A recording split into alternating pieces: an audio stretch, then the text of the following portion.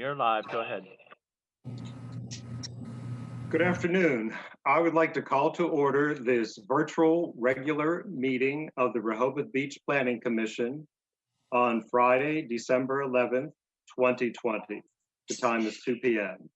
Will the secretary please call the roll? Sure. Mr. Bryan. Mr. Bryan is muted. How about now? We got you. Okay, here, present.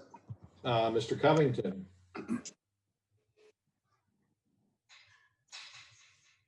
Barry, we didn't hear you. Muted, that's fine. You look like you're muted, Barry. Barry. Gotcha. Mr. Kaufman. I'm here. Ms. Lucier. Here. Ms. Matcha. Here. Mr. Patterson. Here. Mr. Strange. Here, thank you. Myself, I'm present, and Mr. Trumbo. Here. Thank you. So the meeting is now in order at 2:02 p.m. with the quorum of the members present. Thank you. So, Ms. Womack, verification of the meeting notice, please.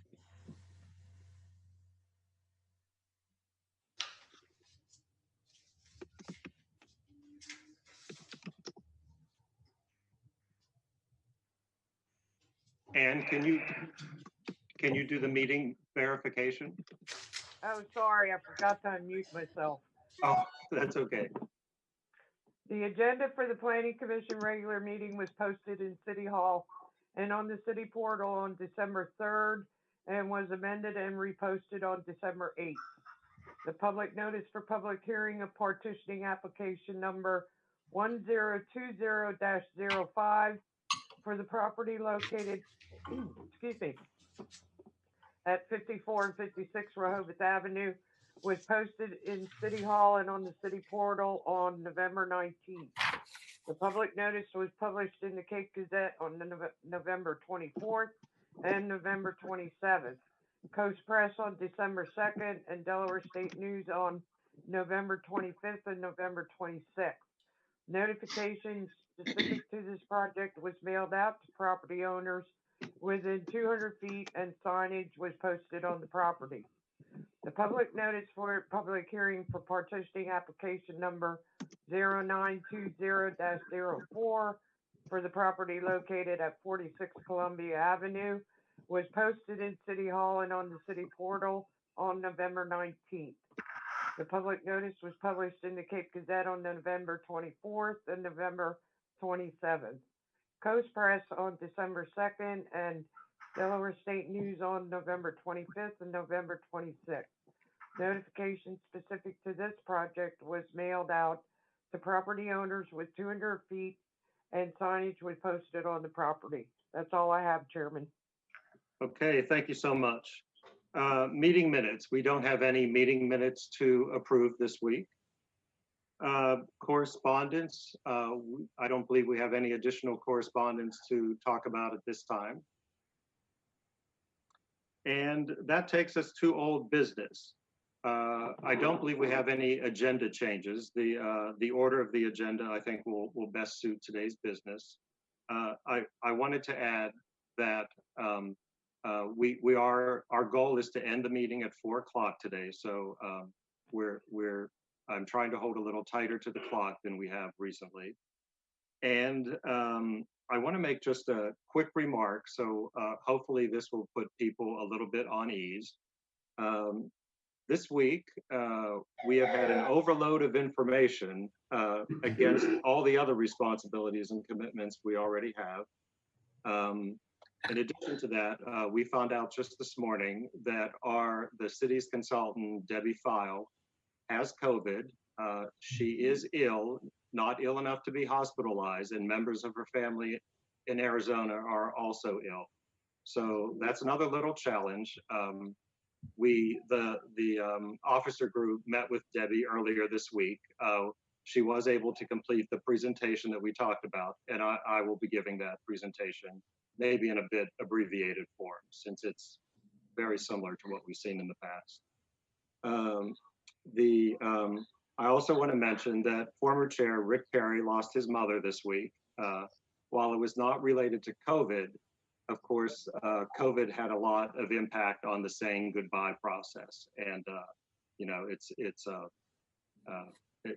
another sad occasion. So I just hope everybody will give some thoughts to these folks that work so closely with us and give them a little bit of peace at this time. But what I most want to get across is that everybody will get a chance to talk today. And if there's, so don't feel like you're not going to get your time, you're going to get your time. And if there's need for more time and more time is available, we will entertain that as well. So I just want to take the edge off of whether or not anyone's going to get a chance to talk. You will get a chance to talk. We're not going to do anything abbreviated about that. So with that, I hope everybody's good. Any questions about what I said or reactions? Okay, good. So I'm going to share my screen, and with luck, the presentation should come up. So bear with me.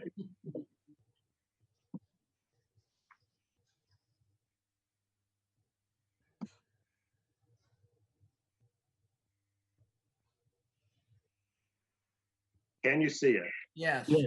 Okay, success. We like that. Hey, Jeff, Yes, go ahead. Can you hear me now? Yes. I had to change my microphone, my earplugs, so I guess I'll throw the other ones away. Good. Glad to have you here, Barry. Thanks. Okay, the comprehensive development plan. So as you know from our November meeting, we gave you a brief update then. We're due a project update. I can tell you in advance that there has been progress, but not much has changed.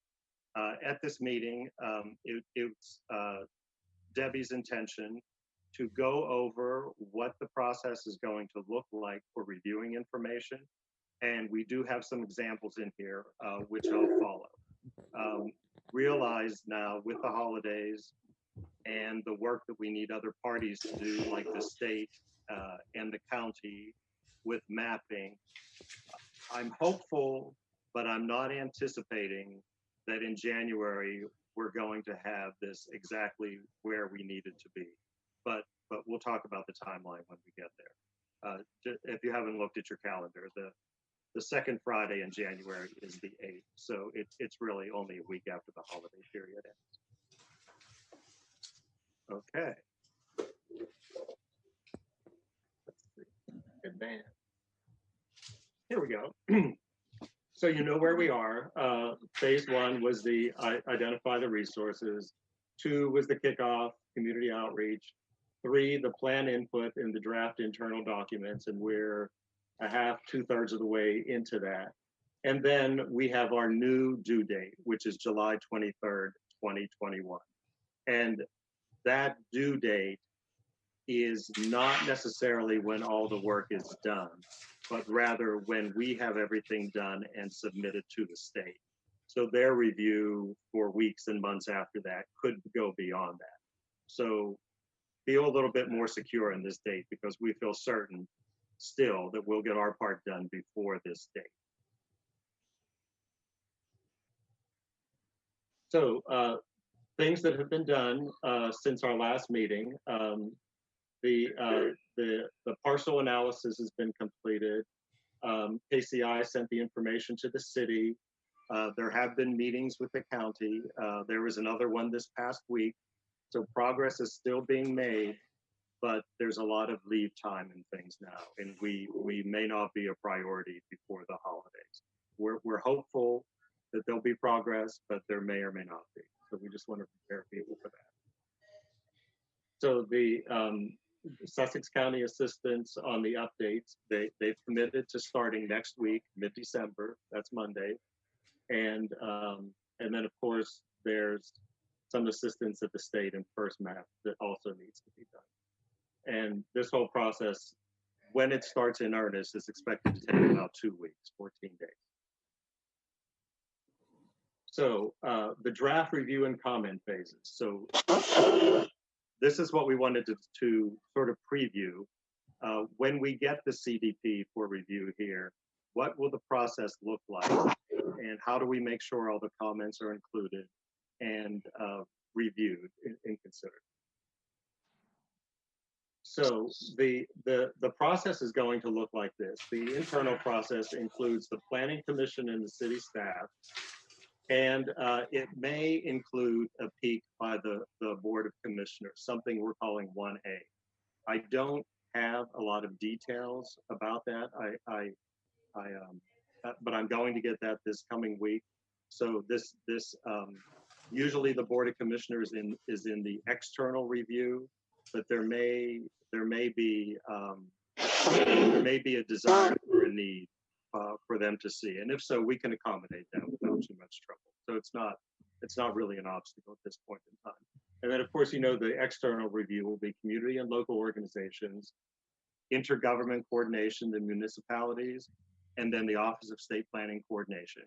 And we are not going to abbreviate this under any conditions. There'll be a full 8 to 12 week period where the public will have plenty of time with this material after we do the external release.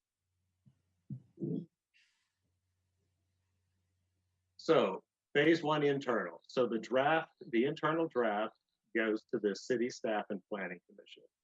This is where we want the mapping to be complete. We had a preliminary discussion about a contingency plan if we're not there in January, but we don't have specifics yet other than we will consider an alternative plan at that point. But we want to get through this holiday season and give them an opportunity to do what they said they're going to do. And the best circumstance for everybody is that the maps are complete when we get our first cut at. So okay, that's the next slide, sorry. So there'll be a collection of comments. So we'll make comments onto a sheet. They'll go back to KCI. KCI will put the comments together without identification, and they will group them together. So that, you know, duplicate comments and things like that, administrative things, they'll take care of all those things. We'll end up with just a spreadsheet with topics that may need more discussion. So there'll be administrative action items, corrections, items that, you know, may or may not be needed, and then there'll be those things that we have to come back and discuss. And this is where we anticipate we may need to have an additional meeting or two to get through all these items. And of course, the same thing applies for the city staff comments. So after that is all prepared, we present these the KCI updates the CDP and produces draft 2, which is the draft which will get released to the public. So there are only 2 drafts in this model. So here's an example. This is what the review and comment document is going to look like. And it'll be, so this is the reason why we want the maps in it and the CDP phase 1 completely done and not issue it in pieces, because we don't want the page numbers to change and the chapters to change and the paragraph to change. That's the reason why we want one complete draft, so we can do one set of comments that can be totally accumulated and worked through. If we release a few chapters, we're going to have to figure out whether to hold the comments, have a third draft in the system somehow. It's going to increase the workload, and it's really going to increase the confusion. So that's why we're still holding to this 2 draft system for the time being. But you can see the headings here, I hope. Page, chapter, paragraph, and then you say what the issue is. You know, there's a typo, you know, we need this source, we need more information, I don't like this recommendation, whatever it is, the comments will go here about what your review concern is here. So the release of the draft number 2 goes to the board of, we have a presentation, a joint meeting with the Board of Commissioners. We release it. and then all the comments are accumulated again from the board of I'm sorry, this is phase one. I did this wrong. So if we need to have this phase one, we will work with the board of commissioners. We'll get their comments. We'll put them in over top our comments and the city staff comments.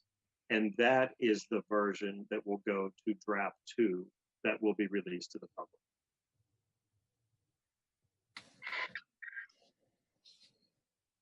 There will be a presentation meeting. We'll have a joint meeting. There'll be website links.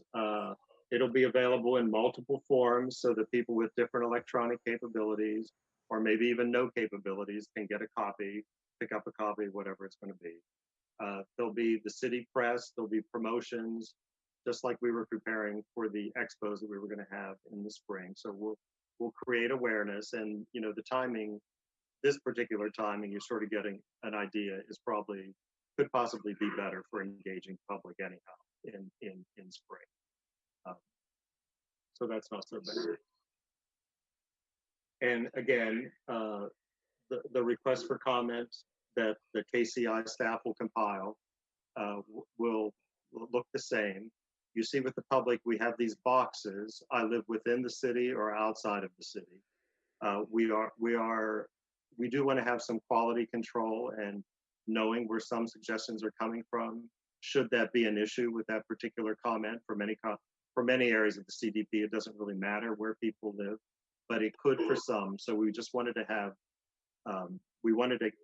have a source that so we could go backwards in case that was necessary. So phase 2 involves collecting all the comments, creating the collective spreadsheet, reviewing all the comments. So the KCI staff will say actions needed, no actions needed, new research. We have to go back and have a discussion either with the planning commission leadership or a full public discussion, and so everything will be triaged and handled. Of course, the no action items will just be corrections. And then all those comments are reviewed for consideration into the final draft. And this is how KCI proposes to collect all the comments and the action items, and what the source was, and what the comments were at the public hearing, and how they'll be tracked and then incorporated document updates.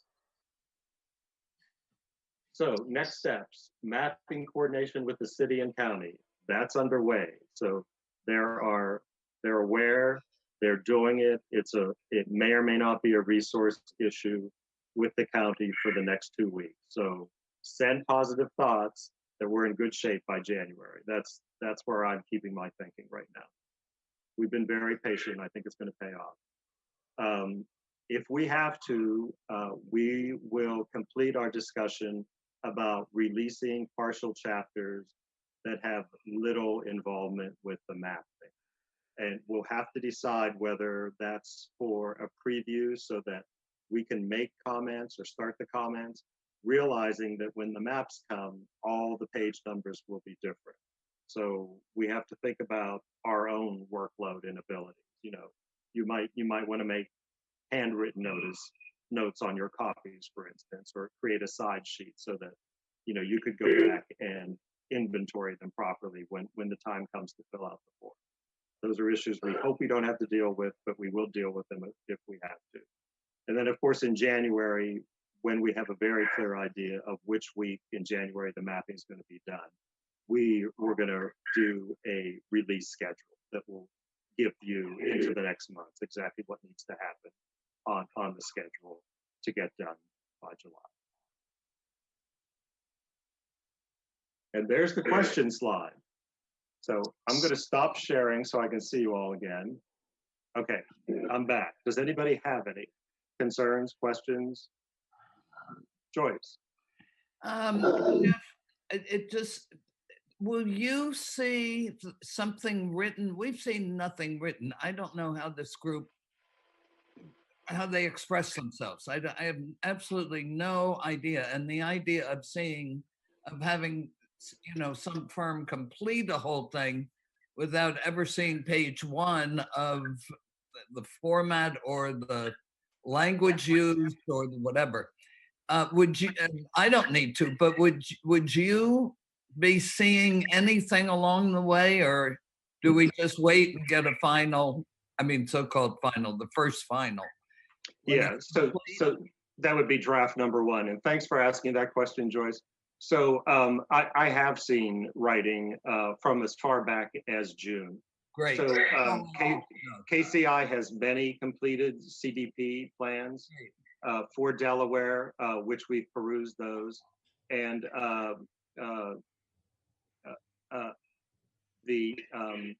Brian, Lee, and I, we all met with Debbie to do this presentation that you just saw. That's great. That was my question. Yeah, we've seen I have no concerns whatsoever. Great. Thank you.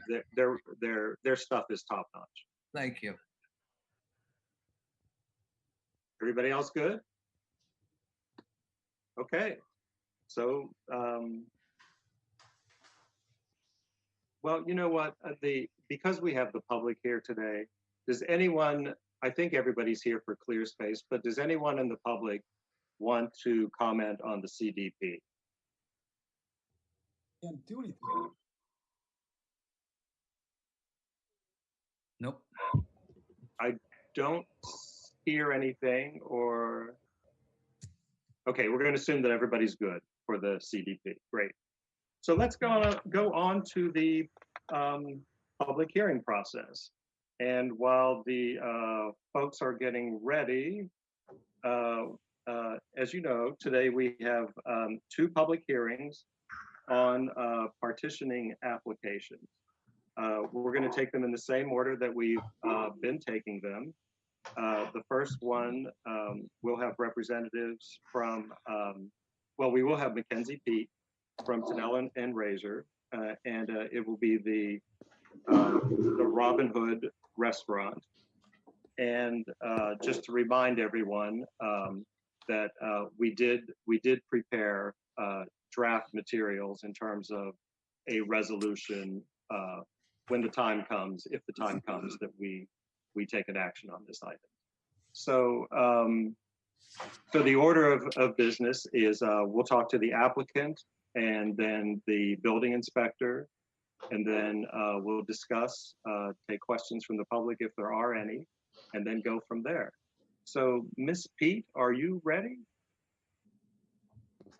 Yes, I'm ready. Okay, thank you so much. Great. Good afternoon, commissioners. My name is Mackenzie Pete, and I'm an attorney with the law firm of Tennelle and Razor before you on behalf of 20 Rehoboth Avenue, LLC, owner of the property identified as 54 and 56 Rehoboth Avenue, consisting of Lot 20, and Fernicki Sakalis, owner of Robin Hood Restaurant. The applicants are before you today respectfully requesting partitioning for the property located at 54 Unit A and 56 Unit L Rehoboth Avenue, consisting of Lot 20 Rehoboth Avenue, into two lots, with the easterly portion of Lot 20 becoming one lot of 2,044 square feet. Parcel A as identified in the survey submitted into the record where Robin Hood is located, and the westerly portion of Lot 20 becoming one lot of 2,956 square feet, parcel B as identified in the survey submitted into the record where Sensations exists. Mrs. Sakalis' son, Costa, is here with me today and can answer any questions that you may have. Included in the applicant's submission are Exhibits A through H. Exhibit A includes the property information card and deeds for Lot 20. As you may have noticed, the parcel identified as parcel number 334-14.18-31.01 is owned by 20 Rehoboth Avenue, LLC, and the improvements on the parcel identified as L are owned by 20 Rehoboth, LLC, where Sensations is located. And then the improvements identified by Part A of that parcel are owned by the late Harry Sakalis and Robin Hood Restaurant, and the Robin Hood improvements were left to Fernicki Sakalis after Mr. Sakalis's passing. Exhibit B includes aerial and street frontage images. Exhibit C includes the existing and proposed condition surveys. Exhibit D is the Planning Commission affidavit executed by the member owners of 20 Rehoboth LLC, including Mr. John Howard Legg, Miss Carol Legg Smar, Miss Iva Louise Legg, and Mr. Jason B. Hill. Exhibit E is a copy of 20 Rehoboth Avenue LLC's operating agreement and LLC interest transfer agreement, memorializing the interest transfer from the late Willard T. Hill and Hetty A. Hill to their 4 children previously referenced. And they are each 25% equal interest holders in the LLC. Exhibit F is a copy of the late Willard T. Hill's last will and testament. Article 3B and Article 4 confirm that John Legg, Carol Sue Legg, Iva Legg, and Jason Hill inherited their father's property, including this property owned by the LLC. Exhibit G is a copy of Robin Hood's business license. And finally, Exhibit H is a copy of the tax map. There is some relevant land use history that I'd like to go through with respect to this partitioning application. The applicant first appeared before this commission on June 12th, 2020 for a concept plan review. During that review, the commission voted to authorize the chair to send written correspondence to the Board of Adjustment in support of the variances to allow for the partitioning. The commissioner's motion did not preview how the Board of Adjustment or Planning and Zoning Commission would decide either application. Rather, the commission's vote indicated that the variances were required for partitioning of this lot. The applicant appeared before the Board of Adjustment on September 28, 2020, seeking 6 variances from Municipal Code Section 270-22, titled Minimum Lot Dimensions for Proposed Parcel A and B. Those variances were granted, and the granted variances permit each proposed new lot in shape and size to have a street frontage of less than 50 feet, an area of less than 5,000 square feet, and disallow the requirement that the lots must be able to contain in them a rectangle of 4,000 square feet. Notably, Chairperson Rick Perry submitted a letter to the Board of Adjustment expressing that this project is representative of the evolution of properties around the world, that it is part and parcel of what makes Rehoboth Beach, and that diversifying ownership of commercial properties among business owners and operators is a possible good thing for making the overall concept of our commercial district here in Rehoboth Beach a successful one. And Chairman Perry asked the board to accept the letter as support for the variances, but pointed out that the letter did not preview that decision. The applicants appeared before this commission, as you all are aware, on November 13th last month, 2020, for preliminary review to determine if the application was substantially complete. On that date, the commission confirmed that the application was substantially complete and accurate. There was one minor exclusion that was brought to our attention with respect to the Board of Adjustment final decision being included in the application, and it was determined that this case could be heard without that piece because that final decision hadn't been prepared at that point. That decision is now accessible on the municipal website and is hereby incorporated into the record. The applicants are now before you today, respectfully requesting a partitioning of the lot. I'll briefly explain the motivation for Robin Hood and then go through the application and answer any questions you may have. Robin Hood has operated in Rehoboth for decades, since 1968. With rental increases in Rehoboth, it can be very difficult to maintain a presence in Rehoboth Beach. This is obviously more true than ever during COVID, and the COVID-related impacts on local and small businesses like Robin Hood are very felt.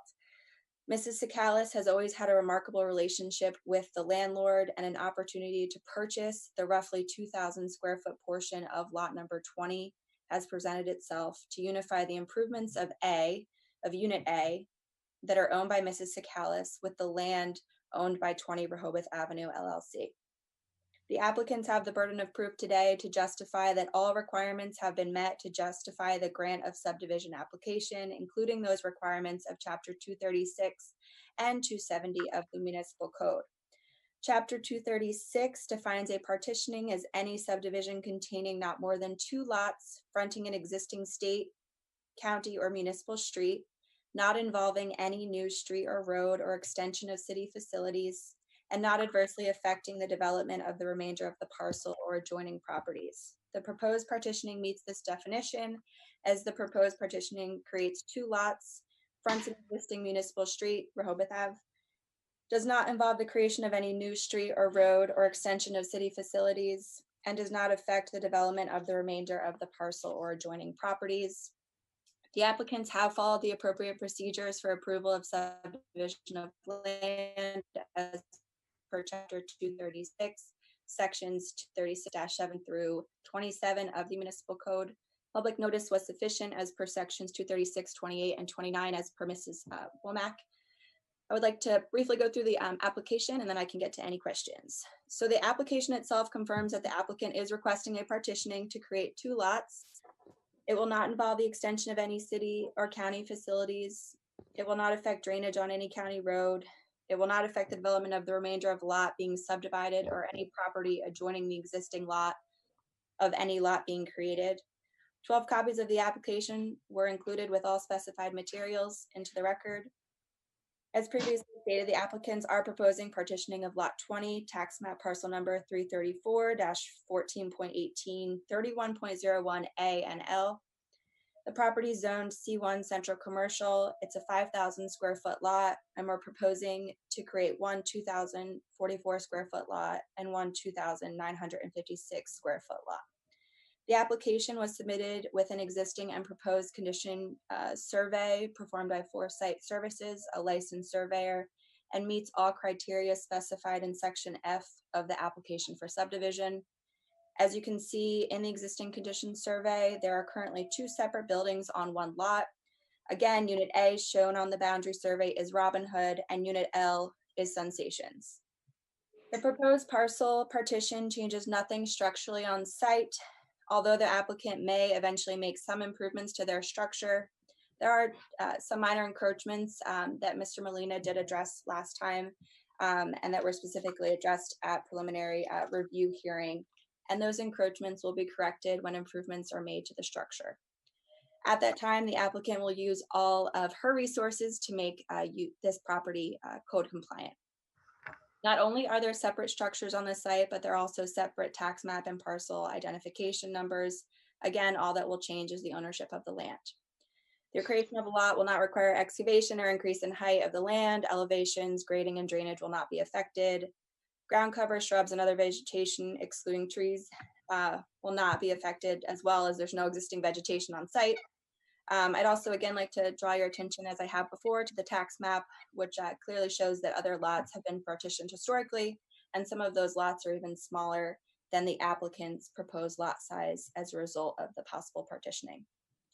This proposed partitioning is also supported by the city's CDP. Chapter 8 of the plan states that the city has a goal to protect historic and characteristic structures, preserve Rehoboth's overall character and small town charm, and supports revitalization of commercial businesses like Robin Hood. Generations of locals, vacationing families, and visitors have enjoyed Robin Hood, a historic restaurant with small town charm and character that is part and parcel of what makes Rehoboth Beach. With that, I would like to conclude my presentation, and I will welcome any questions that you may have. Thank you. Thank you, Ms. Peak. Anybody have questions? Anything remaining from our last discussion? No. No. Okay. Can we hear from the building inspector, please? Certainly. Good afternoon. In the interest of not boring this meeting to death, I'm going to say that I totally agree with Mackenzie's statements. And if you wish, I can certainly read Mr. Molina's building inspector report, but nothing has changed since it has last been read. And I can entertain any questions that you may have for me. Okay. Any questions for the city's building inspector? No. Okay, we hear an affirmative no. So at this point, it sounds like there are no questions remaining and that we're ready to consider a vote. So with the documents you all have, there is... Yeah, I think they have to go to the public for public hearing. Oh, I'm so sorry. Thank you, Glenn. Sure. Okay, I forgot the public. So we have public. Does anyone want to make comment on this partitioning?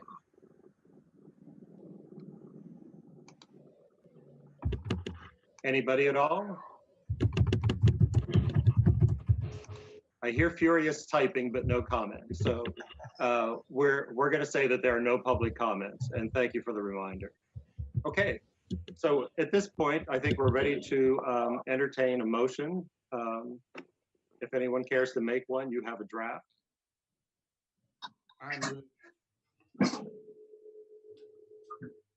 I move for approval of the resolution before the Planning Commission. This is Mike Bryan.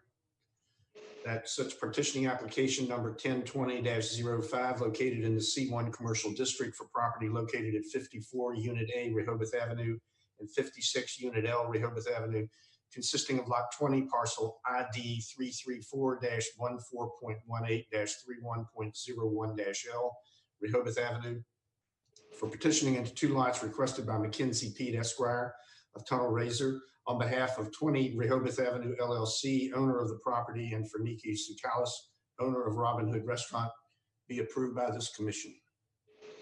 I'll second. Okay, thank you. So that motion incorporated the description of the resolution, which was mentioned. Do we have a second for that? I'll second. Okay, we have a second. Mr. Secretary, would you take a roll call vote, please? Certainly. Brian, Brian votes yes. Mr. Covington, Yes.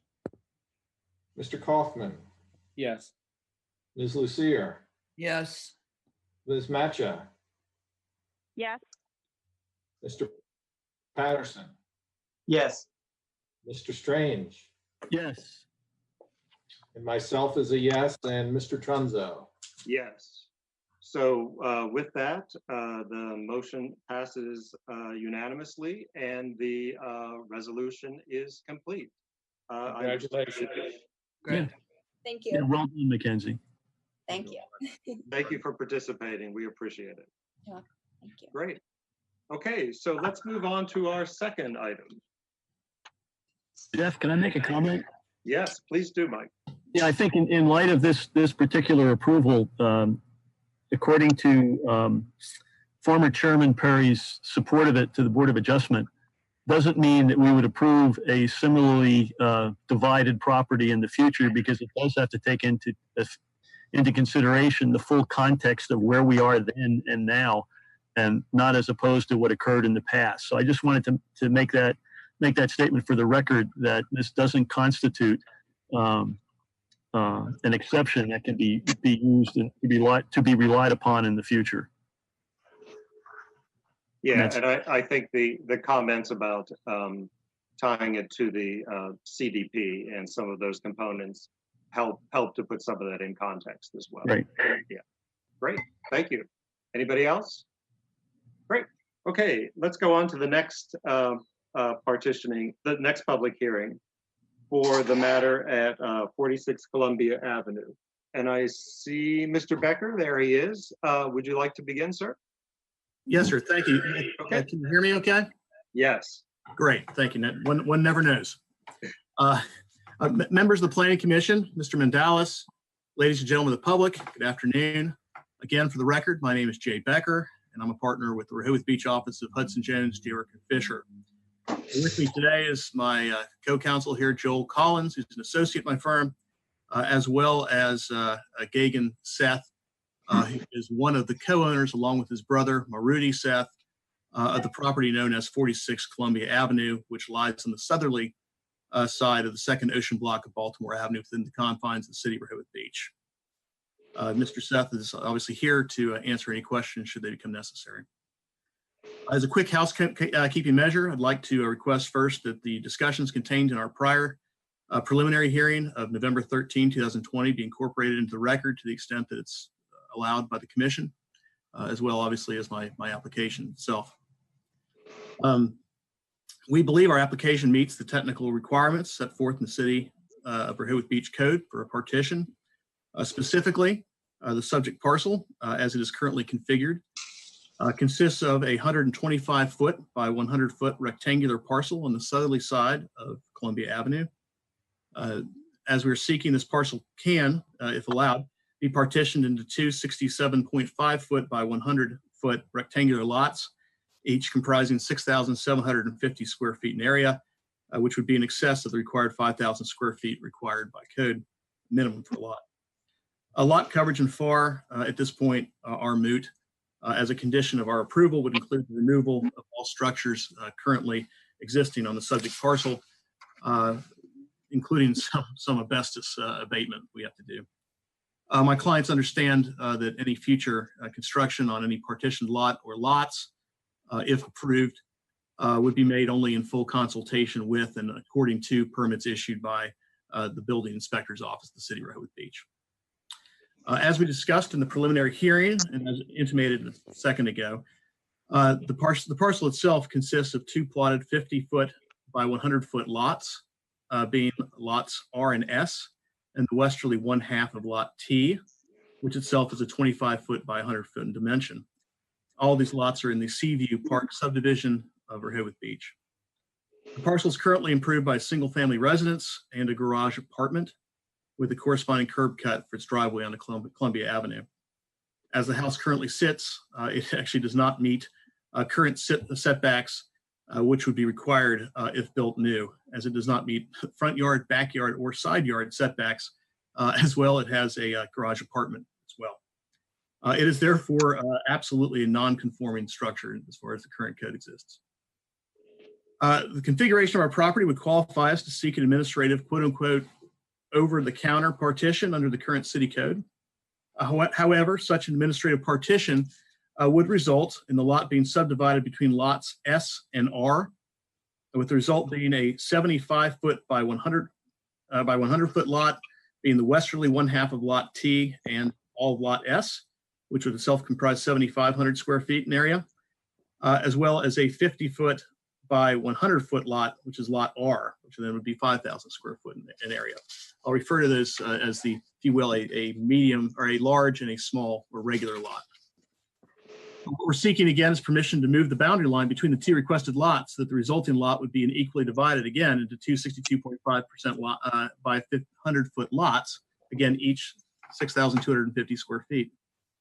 We believe that our request would result in the least disruption to the current neighborhood, as they would comprise two, again, as I said, medium-sized lots, again, as opposed to a regular building lot and one oversized one. The two similar lots would be more congruous in appearance, and we believe not be detrimental to the overall streetscape of Columbia Avenue. We feel there are also some benefits in our two medium-sized lots, we said before in the preliminary hearing, over the administrative option in the resulting side yard setbacks. While the 6,250 square foot lot requires a 20-foot aggregate side yard setback, a 5,000 square foot lot would require a 16-foot aggregate side yard, and a 7,500 would require a 24-foot ag. While the net setback is the same, we believe it's beneficial to the streetscape to have them equalized between the two lots. In addition, as we said before, there are large trees on lot R, which is, if you will, the 50-foot, the smaller lot if it was under the administrative configuration. It's our desire to save as many trees as possible, as my clients understand the actual market value of treescape. If we abide by the configuration allowable under the administrative option of the 50-foot and 70-foot lots, 75-foot lots, I'm sorry, the lesser permissible setbacks on lot R, the 50 by 100-foot lot, would make our goal of saving these larger trees much more difficult, as there'd be less setback space available for the trees to remain. I'd like to point out that while not dispositive, and I could be proven wrong shortly, it's my understanding that there has not been any opposition from the neighbors to our proposal, which in fact may reinforce our suggestion that our proposal is not will not detrimentally affect the neighborhood. Again, I want to keep this brief. I know your time is important. So in closing, we again state that we believe our applicant has met the requirements of the code in our application for a partition of our parcel, and pray the commission will look favorably on the application and grants permission to move forward. We are absolutely here to answer any questions. Thank you.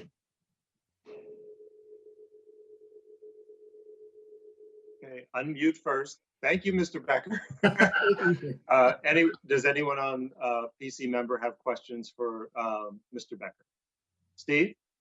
Yeah, it's not a question. I just compliment them on the way they've done this, and I very much appreciate the saving of the trees and other vegetation. I'm very much in support of this application. Thank you, sir. Well said. Everybody's happy to see a tree saved. Yes. Any other comments? Okay, then shall we go to Mr. Janis again? Yes, thank you. The only correction I need to have to make for Mr. Becker's statements is that the size and lot frontage is incorrect. He's quoted 67.5 feet and 6,750 square foot of lot. In actuality, it looks to me as the road frontage is going to be 62.5 with a square footage total of 6,250 for both lots when it does end up being divided. My apologies, misread on my part. Thank you, Mr. Janis. I apologize. Yes, sir, no problem. Other than that, I agree with Mr. Becker's statements and I have no further comments. Oh, wonderful. Thank you, Mr. Janis. So I just want to make sure I understood that was a misspeak, that the records are correct. That's correct. Okay. It's a mistake on my part. I apologize. Okay, Yes, no problem. New prescription. Yeah, I do have surveys that read the correct bearings and distances. My apologies. Wonderful. Thanks, everybody. Any questions for our building inspector? Then let's go to the public. Public, do you have any questions or comments about this proposed partitioning?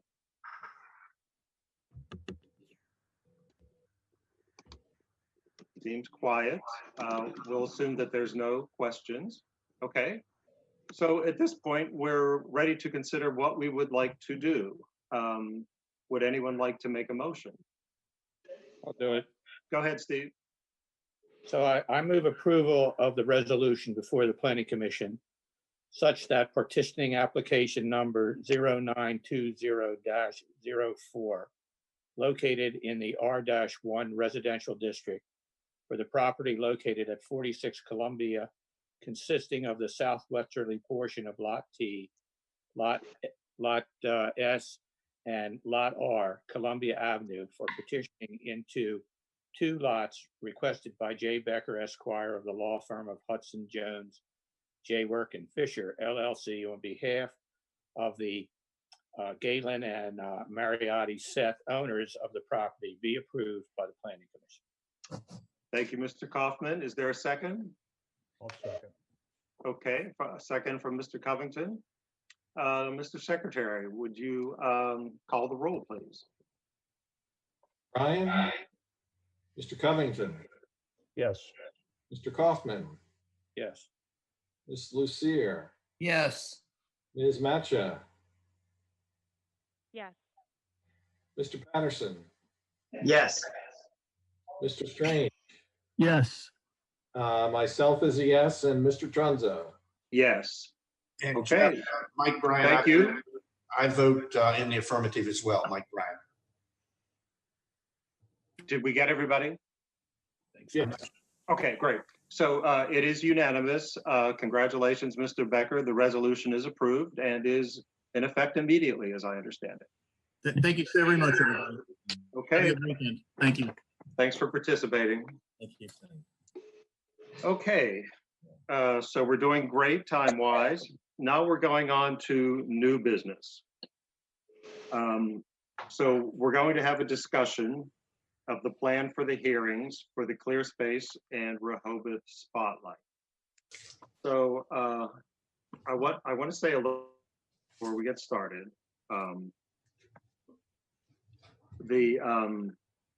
This week has been an overload of information, and it has been a little bit stressful for many people for some of the reasons I mentioned earlier and for other reasons.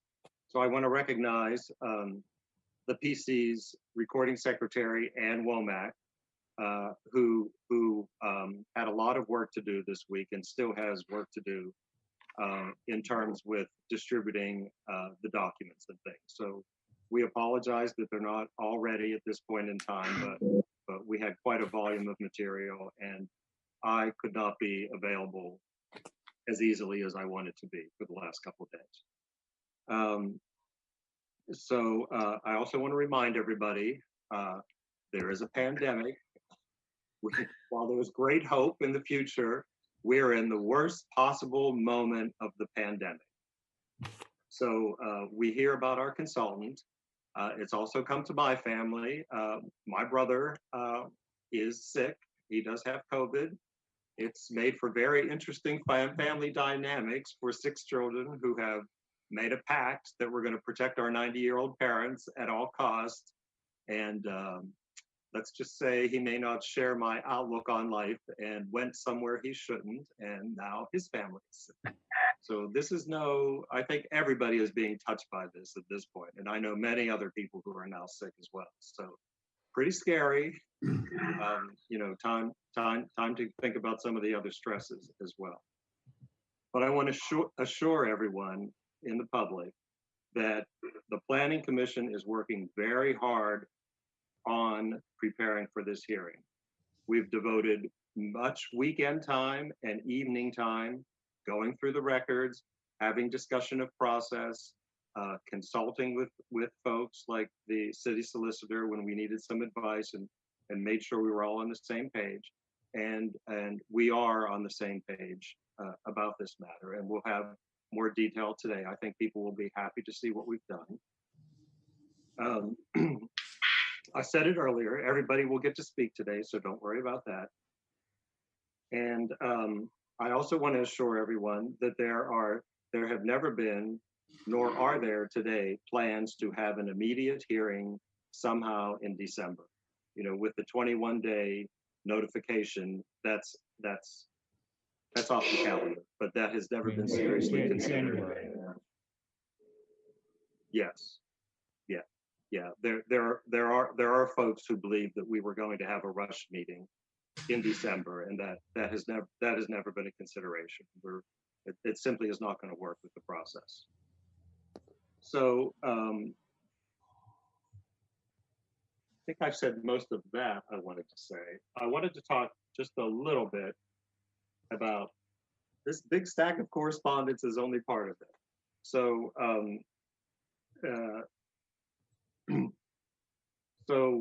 what we're going to do today, after I'm done with this introductory remarks, Mr. Patterson, the vice chair, is going to bring everybody up to date on what we've discussed so far, what we're identifying as part of the record.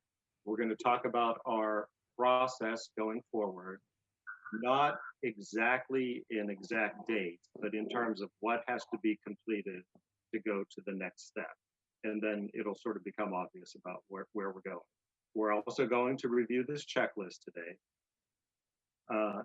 And there are 2 things that we received in the past couple of days that I actually was not able to even read until last evening, but I did get to them kind of late. So we received a petition. In the petition, there's a huge amount of community support for clear space, and that came through very clearly. And we're aware of that, and folks worked very hard on that. The petition has a request in it that I found troubling. What it asks us to do is to the Planning Commission take no further action on the appeal submitted to the Board of Commissioners on November 24th, 2020, and immediately uphold the decision of the Planning Commission made on August 14th, 2020. That's not possible. That ship has already sailed. So I'm concerned that hundreds of people think that this is a request, is something that we consider. So I just want to point that out before we even get started. So we're taking it in the spirit in which it was submitted, but legally that's not possible for us to do. Clear Space Theater did prepare a noise level study, which I found quite interesting, and it certainly addresses some of the conditions originally for more transparency and information and data. We appreciate that. And the other thing I wanted to say, which I guess I previewed a little bit, the appellates. The appellates want to do a site visit. That's off the table. There's a pan or not. I'm not having any part of arranging a site visit any way, shape, form in the next couple of months. That's not going to happen. So we're going to have to live without that part of it. I just want to say that in advance. I agree. Yeah, I think so. So with that, Mr. Patterson, are you ready to take us into the next phase? Thanks, Jared. Yeah, I'll take a stab at it. Okay. and stop me. But yeah, so basically, let me start by outlining a process to move forward, and then invite Planning Commission members to react to that.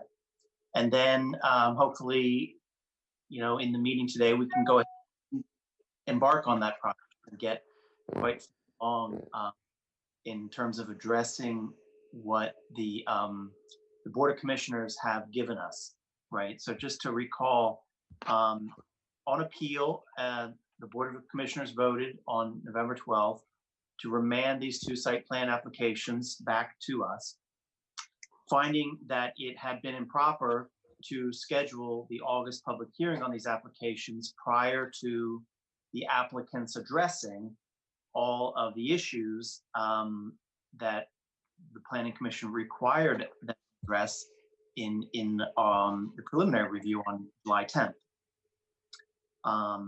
Because doing so was not compliant with the Planning Commission's procedures. In particular, our site plan application instruction sheet provides, quote, once the Planning Commission is satisfied that no additional information is needed and that there are no factual or legal issues requiring further clarification, the Planning Commission may move the application forward to stage 2, which is the public hearing. So because in the preliminary review in July, we had given them a list of about a dozen things to do that we said they needed to do and provide additional information. Therefore, at that point in time, wasn't ready for a public hearing, and it was an error to go ahead with public hearing. Of course, by the time of the public hearing in August, the applicants had come back with 28 pages of responses to the things they were asked to do, and then separately a traffic evaluation study. And so I think I would suggest that we ought to just take stock of what we have and then consider, do we think as a legal matter, there is anything else we need them to give us?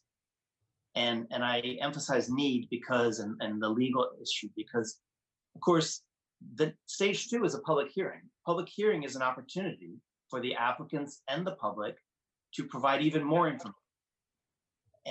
And so while there may be issues that have been raised in the applications that I might like to know more about and have more information about, that's really a different thing than saying, I need them to give me more information before I will let them have a public hearing.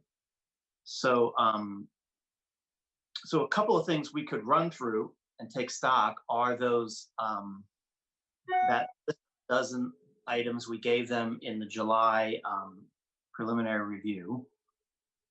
And we could also go through the list of considerations in the code in section 236-20, I believe it is, and anything else, and just stock. Do we think there's something we need them to provide before we can go ahead to a public hearing?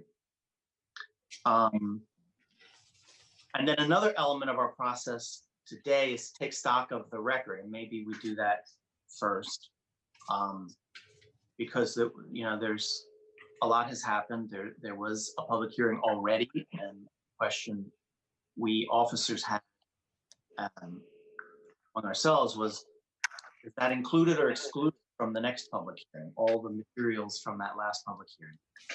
And then subsequently, there was an appeal, and a lot of submissions are available on the city website from that appeal. And we had a question, is that included or excluded? So I would propose we sort of walk through the elements of the record as well. And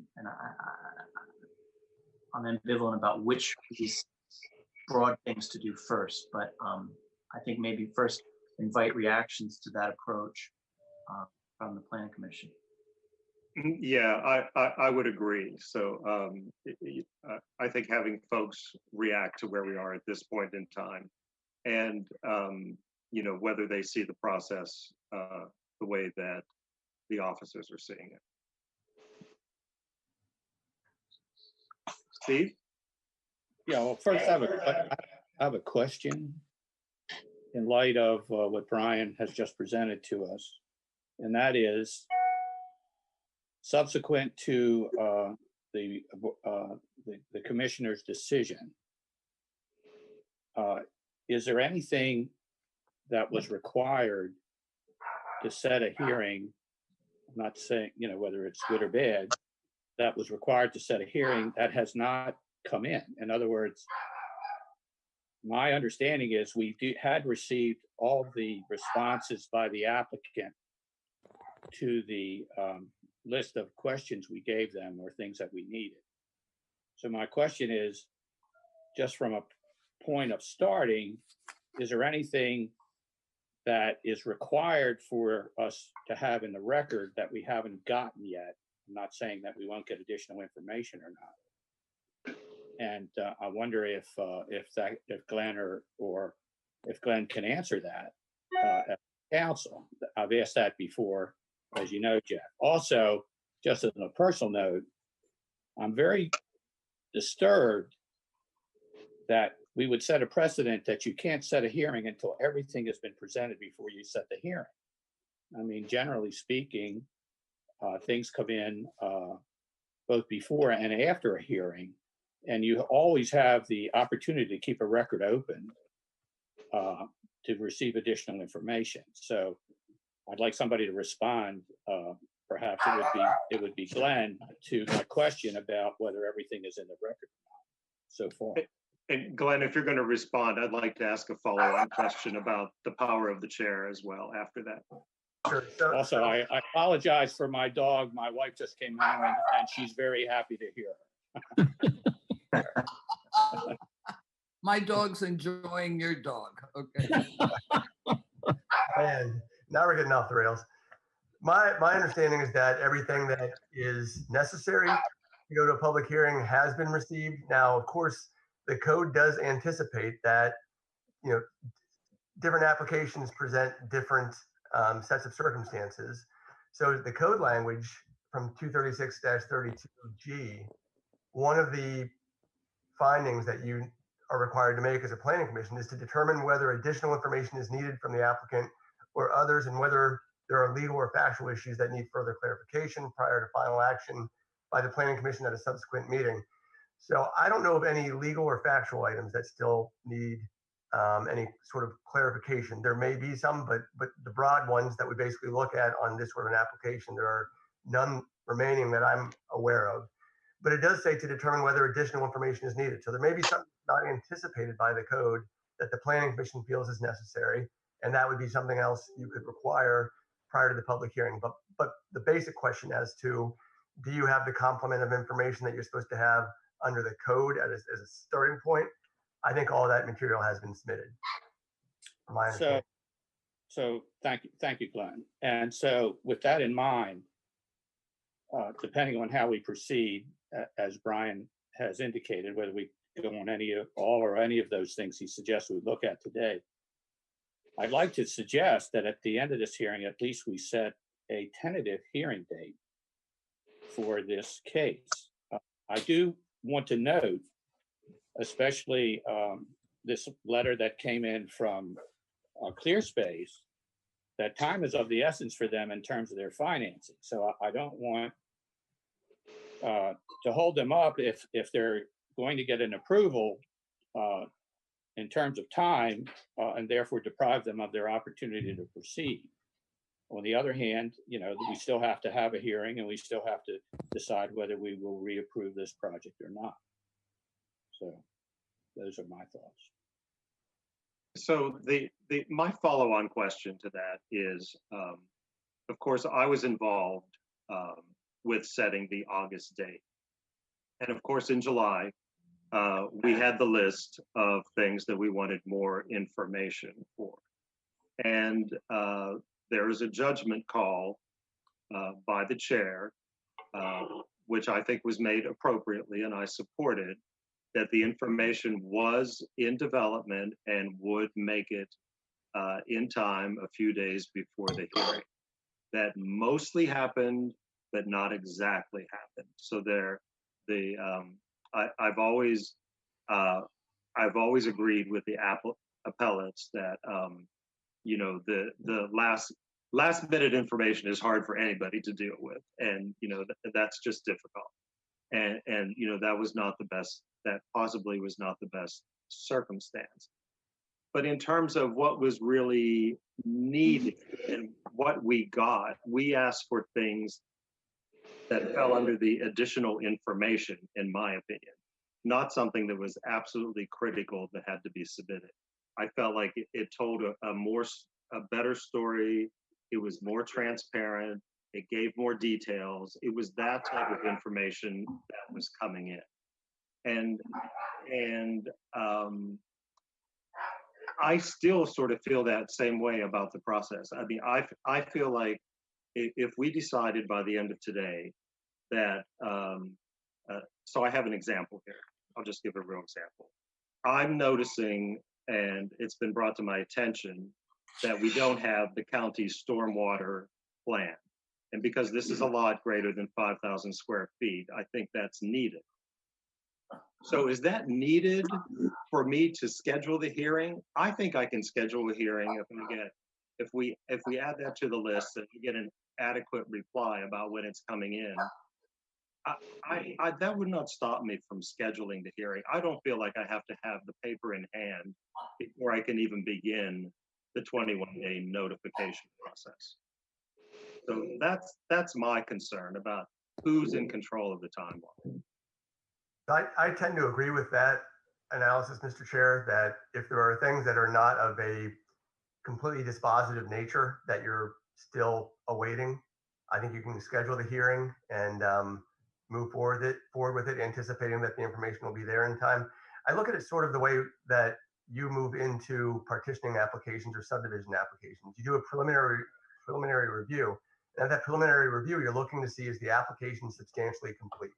So I think that there's probably agreement among the Planning Commission that you've got a substantially complete application. There may be other items such as Conservation District report, but again, I think unless it's an item that could be completely dispositive of the application, you're probably, I would think that your analysis is correct, that you could set the public hearing in anticipation of that information being available prior to the hearing. Good, thank you. That's what I was hoping to hear confirmation of that. And I think that's a reasonable balance between timeline concerns and managing the process and making sure the documents are available in time for the public. Other questions? Mr. Covington, did I see you raise your hand earlier? I did. I had the same question as Steve. That got answered. I had one other thing. Okay. I had one other thing, Jeff. I noticed in the correspondence, and I was pleased to see it, that the parties are talking to see if they can resolve issues between them. I always think that's a good thing. However, that should not stop us and can't stop us from proceeding in our normal course. Obviously, should they reach agreement and they want to come in and present that to us during this process, I'd be very happy to see that. And I also was very happy to see that a number of things do look like they're working their way towards resolution between them. But I don't think that we can pause to wait for them to either agree or not agree. I think we need to proceed on our procedure as is required by law. Jeff, this is Mike Bryan. Yes, Mike. Is there, and I concur with Steve's comments as well, but is there any benefit, without this being precedential in nature, is there any benefit to setting a date by which all information to be submitted is to be submitted as part of this application, so that you don't have the midnight hour filing of a document and then a later complaint that, oh, it was filed at midnight, the day before the hearing? Would it help the process and make it clear to everybody if you suggested or we suggested that there's a deadline by which this information needs to be submitted to the commission prior to the next public hearing? I'll be even more magnanimous than that. I'll say that the appellate's letter spells out that first suggested process and rationale. They name a date, which I believe is about 2 weeks from today. I would accept that date as the deadline. The part I don't accept is that we have to discuss it at next month's public meeting about whether everything's everything is correct. I would say that we could use other methods to set. I think that we can use the chair power to decide at that point whether we have everything and then set the date. I agree with you, and I think that our processes are our processes. I don't think we should have those who are the partisans in this basically dictate to the commission how it will run its business. Agree to that. Thank you. So I think we got a lot of information. We don't really know what else is going to come in, but I think it's reasonable and it's expected, and it was already built into our process that we would say, up until this date, information must be submitted. And we've gone a bit further. So after we talk to Joyce, I'm going to go back to Brian, because we also want the submitters to point us in the direction. And we want to say something about that. So Joyce, could we go to you next and then Lee? I just have a quick question, and I guess Brian probably has the list. I was wondering if we ever received the license from the city for that strip of land that was there, or that is theirs, for them to use, or is that something that's pending? My understanding, I checked on that item. It's also on my list. Again, I think it's an additional information. I don't think we have to have it, but I sure would feel better if we had it. Oh, yeah. And I think we should suggest that, these items like the conservation district and the license and some other things, let's get those moving too. Fair enough. Okay, thank you. I agree with you on that. Lee? I just wanted to echo the comments made by others and your comments that we today, and I think we already have, maybe agree that all the basic information has been submitted.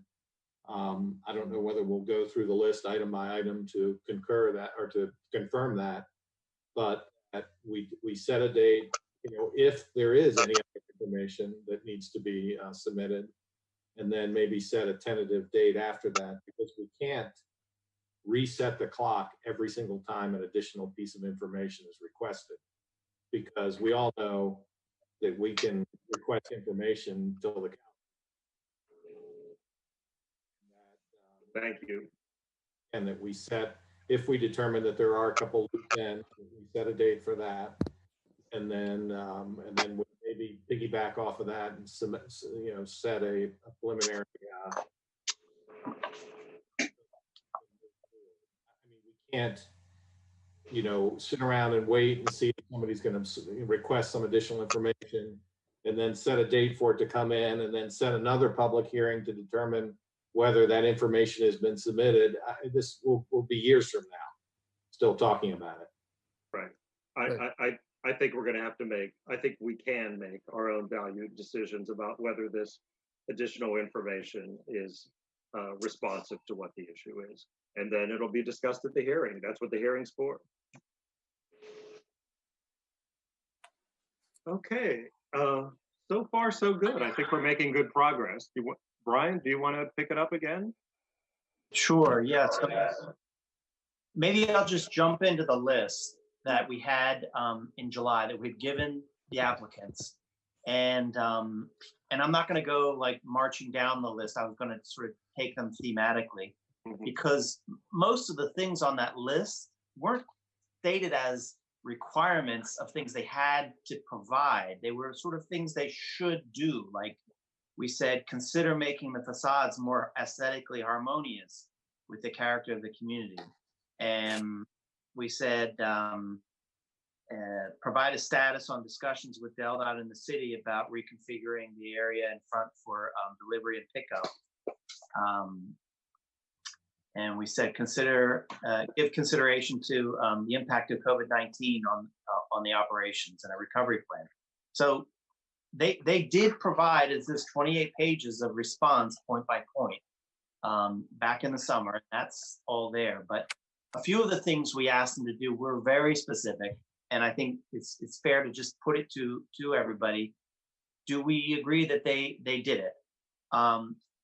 So at the bottom of the list, we told them to give us a traffic analysis of potential impacts performed by a qualified traffic consultant. And elsewhere on the list, we told them to provide an updated analysis of how it is anticipated people will arrive and depart the proposed facilities, including walking, biking, scooters, carpooling, etc. They did produce this traffic evaluation report in August, shortly before the August public hearing. And so we have that. We also have some public comment that critiques what they provided and provides some rebuttal. So for myself, I might like that the applicants respond to that public critique, but I don't think that that's a need. They did respond to what we asked them to do. We have their traffic report. Other things they had in there. Barry, did you want to say yeah, something? just to kind of follow up on that, it seems to me that the appellants, one of their objections was they didn't have enough time to adequately review and respond to, one, the traffic report, the parking situation.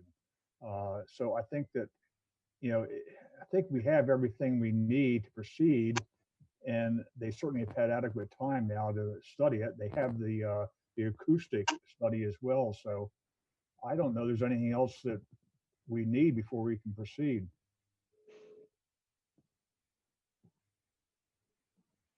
No one is objecting to what you said, so I think we generally agree. Oh, no one on the commission. Yeah, well, we'll get to the public. But in our group, we asked for more, they gave more. More is more, they've met the basic need.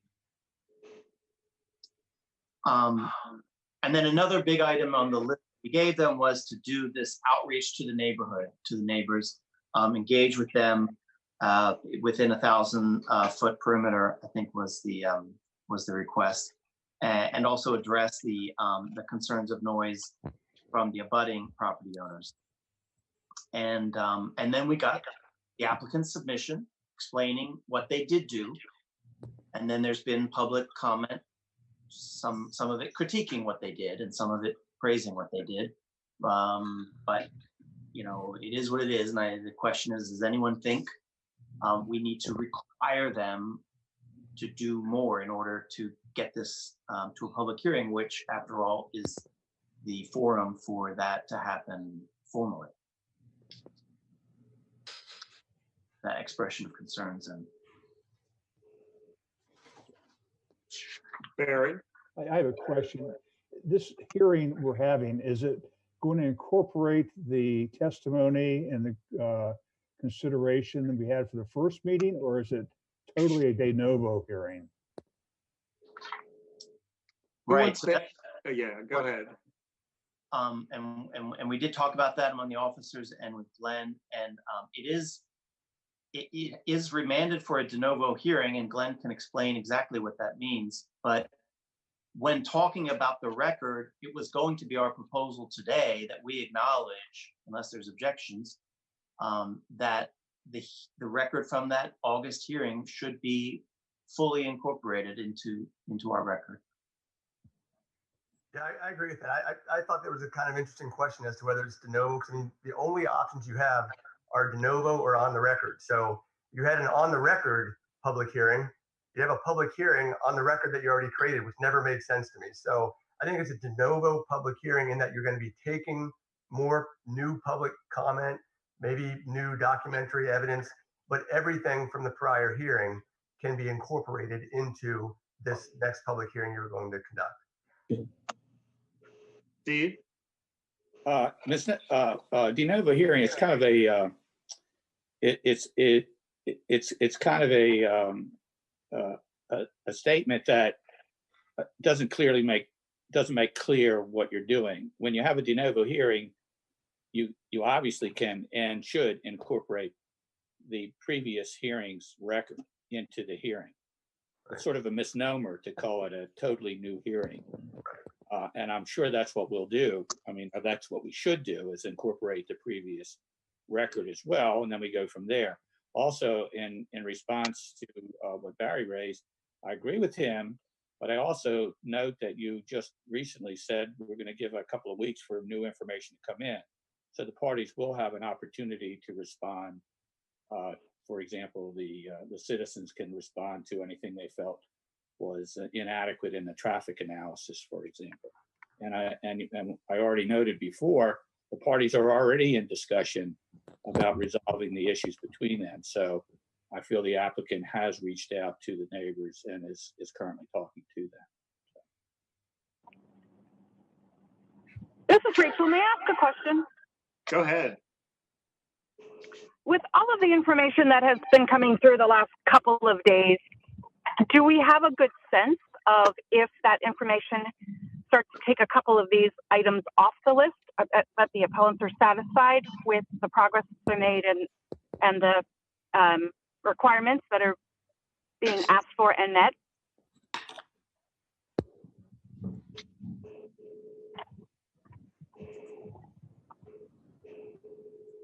I think that, Rachel, I think that is what, I think that's basically the reason for another week or two of keeping the record open for new submissions, asking the submitters, to point us to specific information that they may think we need to pay attention to at the hearing, and to review these things carefully that we've got and slot them into this list that Brian's going through now to see, is it satisfied to the amount necessary to schedule the hearing?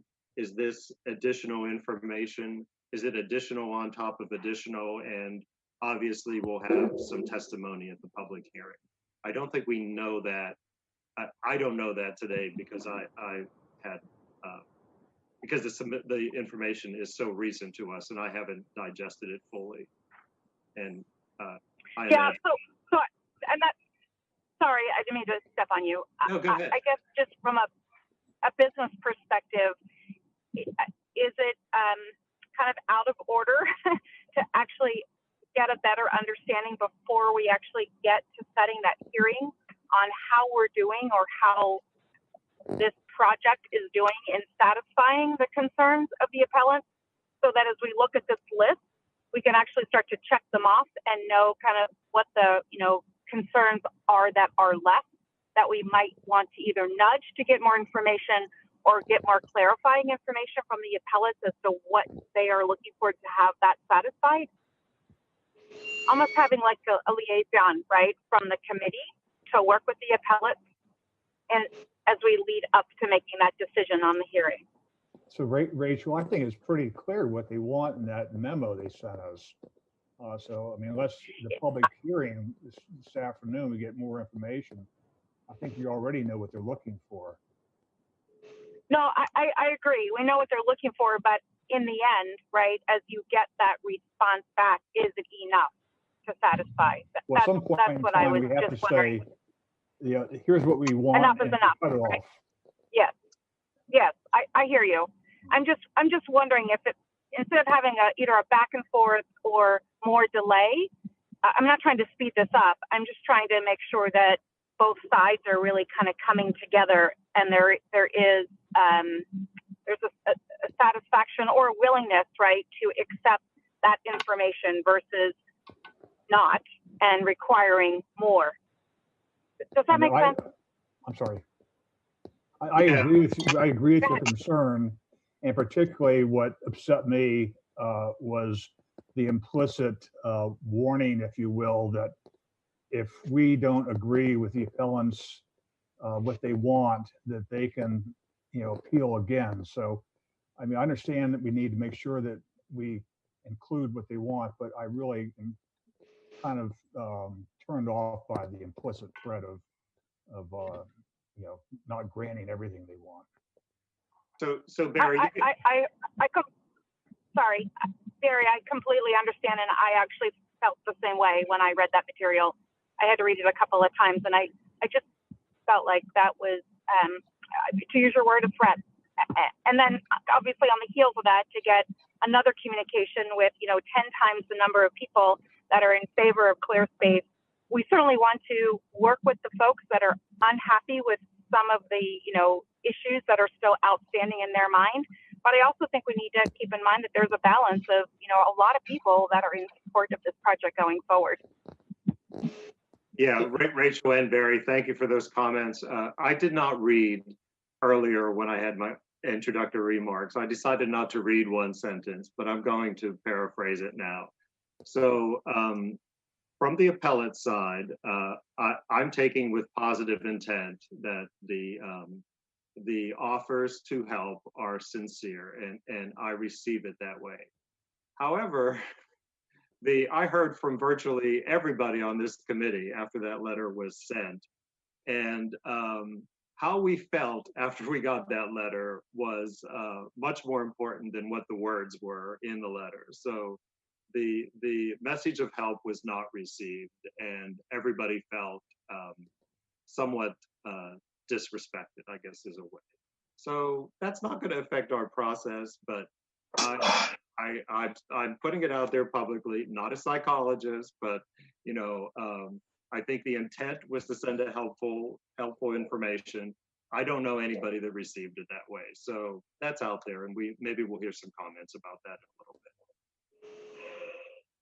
Steve? Look, it really comes down to whether we feel we've received enough information to proceed with a hearing. Whether everybody likes it or they don't like it, that's the bottom line. The bottom line is whether we have enough information in our record to set a hearing and proceed with it. I felt your suggestion to give a couple of weeks to receive any other comments was very good. And that's why when we started this, I asked the question, do we have everything? And that's also why I suggested that at the end of this meeting today, that maybe we set a tentative hearing date, taking into account your suggestion and time for people to submit things, and then proceed.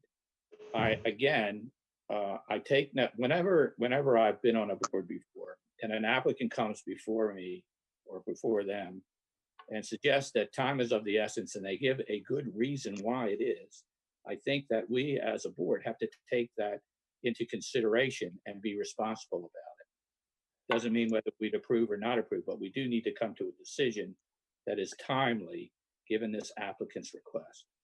So that's what I agree. I agree with you, and we haven't discussed this, and it's really probably not a discussion point. But I do think we have to keep in mind that in the end, right, Wesley needs to start generating revenue with this project if it's going to go forward soon. And the more delay we have, the more hardship we are putting on him with his application here too. So I just think we need to be fair all the way around, right? We want to make sure that we're satisfying the appellant's concerns. We need to obviously be also concerned with the applicant as we think about the timing here. So I agree with you. Thank you.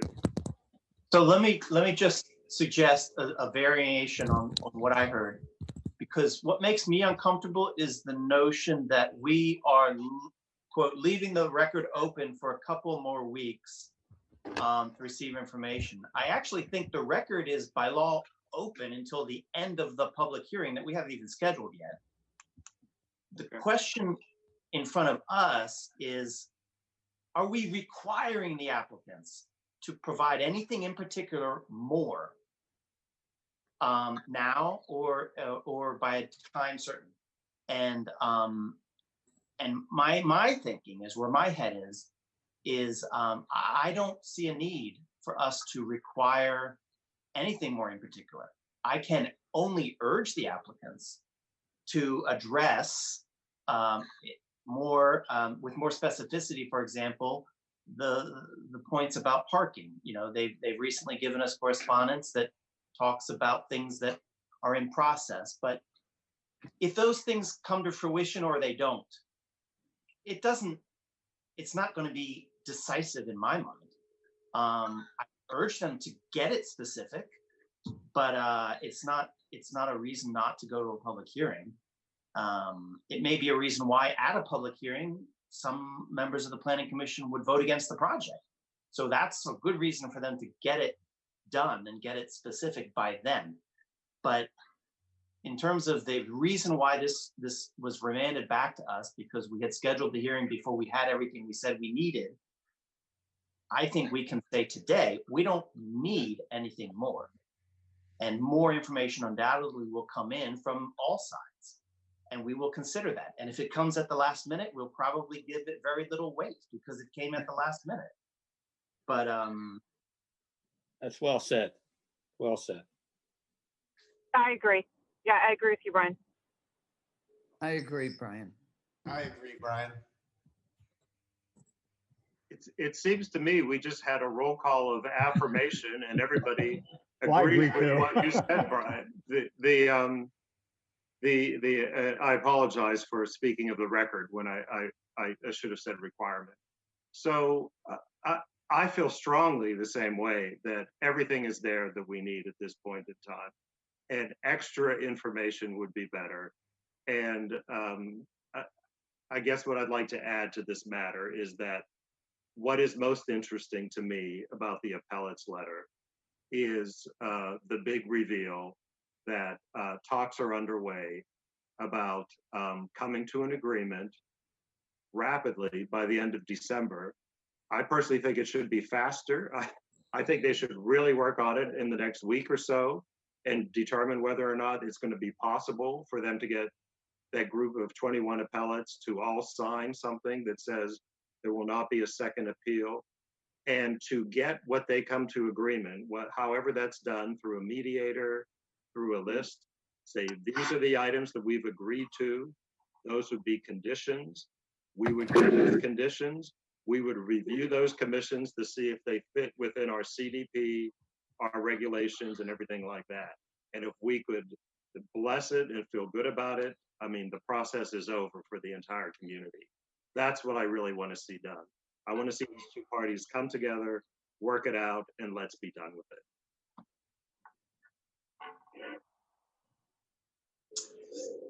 okay, so element we wanted to cover was just to give clarity to what is the record of this proceeding up till now. And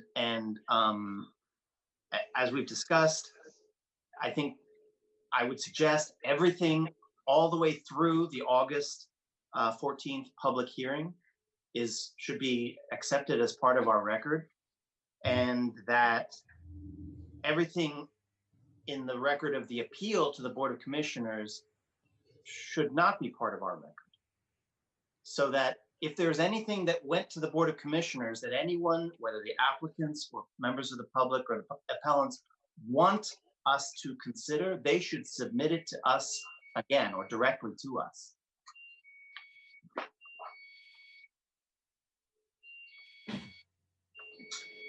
Because that appeal was mostly about process. It really didn't get to the substance. Some substance was argued or submitted, but it wasn't responded to, and it's just, I think legally not part of our process unless someone submits it to us. And does anyone see Brian's view of that differently? No, I don't. And I think, Jeff, just, I don't want to step into your position, but it's 20 at 4 right now, and we do have the public. And so I don't want to shortchange them. And I know that there's a stop at 4, is it? So, We don't have a stop at 4. okay, That's a goal. Okay. Yeah, it's not a stop. I think we're pretty much in agreement, Yeah. what we've heard so far. And Yeah. I think we now need to hear from the public to see what their thoughts are. And then after taking into consideration what they think in terms of how we proceed. Lee has his hand up. Yeah, I just have one quick thing to say. I think, based on what we've all talked about, that probably our greatest chance of the smoothest way to reconcile this is to have the appellants come to some agreement with the applicant with conditions that they both can live with and that the planning commission can live with, and everybody goes their separate ways happy. But I would just like to say that I hope that the parties try really, really hard to do that, because I was, I piped in on I didn't pipe in, I listened in to the conference that the applicant provided to engage the neighbors. And it didn't sound to me like anybody was anywhere close to agreeing to anything, because one citizen would ask a question, and before the applicant could answer it, another citizen would jump in and answer it for them with an answer that they wanted to hear. And they just weren't being respectful at all. And I think that I just encourage everybody to keep cool heads and try really hard to come to an agreement that everybody's happy with. Thank you, Lee. Mike? Yeah, I just have a quick question for Glenn. Is notwithstanding our normal process to deal with this issue, is there anything at the end that we're going to need to provide for the commissioners as a matter of law or fact, beside what our normal process is? No, I think you just follow your normal process, and to the extent somebody thinks you messed up or something, there's going to be, there's an opportunity for another appeal. But the commissioners are not waiting for any word back from the planning commission that they've completed the process in line with what the commissioners advised on their remand. Okay, thank you. And Brian, do you want to say anything else before we go to the public? No, I think I'm out of thoughts. Well, thank you for all you've done. It's been a huge help, and we appreciate it. So we're going to go to the public, and I think I have a list. I hope I have a list. And while people are getting ready, I want to call people in order. That's why I'm looking at the list. I found the list.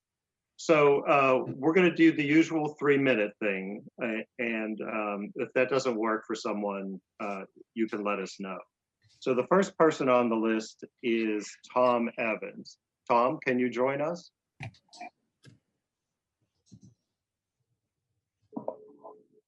Yes, I don't have much to say, just that you're on the right page finally on this and you're moving towards a resolution. Thank you. Thank you, Tom. And then we have Sturgis Dodge. I concur. Okay. Well, that was efficient. Thank you both. Next, we have Jennifer Duncan. Jennifer, can you join us? Oh, yes, I'm here. Oh, wonderful. Thank you. Go ahead. I am an appellant and pretty much the executive assistant and coordinator for the appellants, but I'm speaking for myself. There are some issues that probably need to be readdressed. The appellants, at least on Sussex, have hired a private expert on noise and will be submitting a report regarding noise. I think, and if I go over my 3 minutes, just cut me off or let me go. I'm not timing you yet. There are concerns that, if not in writing, clear space and not saying that they would, but Clear Space could rent out the theater to a rock and roll band or, something like that. There are parking issues, and Clear Space has been, from what I know, trying to address those, but there are supporters of Clear Space that are commercial entities on the avenue that have said no. So there is a real problem with parking. What will happen on Sussex and what will happen on Kent Street and 4th and 5th and 3rd Street if a parking plan isn't addressed. There are lighting issues that need to be addressed. And, we have not worked with Clear Space, as has been talked about during this meeting. And I don't know if that is a possibility, perhaps, but there are things that down the road, 2, 3, 4, 5, 10 years from now, you all on the Planning Commission have to come to terms with. And I know your job is extremely hard, and the code is, extremely complicated, but there are items that need to be looked at as what will happen if this, what will happen if that. Maybe you need to say parking on Kent, Sussex, and 5th, 4th, and 3rd should be by permit 24/7. I don't know. Or maybe you can have parking right on the other side of the bridge at some of the restaurants or other places. But parking needs to be addressed. Noise needs to be addressed. And I will say that in final, as I have told our appellant group on Sussex, who is very concerned about the noise, there is a part in your homeowner's insurance. It says if you disagree with us, then you can hire your own expert, independent, pay for it, independent, objective person to determine the issues. So people in Sussex have done that. Some expert from some university in the country, and I'm sure they will be sending that on to you. And I think the issues can be resolved. And I will tell you that, to my knowledge, as the executive assistant and coordinator, nobody doesn't want Clear Space. We just want it done right. Thank you. Thank you so much, Ms. Duncan, and we look forward to getting some of those reports. Okay, next, Mr. Schulman, please. Yes, sir. Can you hear me? Yes. Okay, I've got a few comments. The main purpose of the letter was to really try to suggest some process because we had no idea either what was going on after the mayor and commissioners hearing in terms of what the planning commission was going to do next and when it was going to do it. I think it's a little concerning to me to hear some comments today that we should try to reach agreement with ClearSpace by the end of December. There are comments just made about how we're all dealing with COVID, the holidays, people have jobs. It's now December 11th. The idea that there's going to be an agreement reached, a stipulation, I just think that's impractical. And if you read the stipulation that was sent to us, a lot of it has to do with, well, we're going to look at this, or, we're going to deal with the issue of parking or safety or whatever.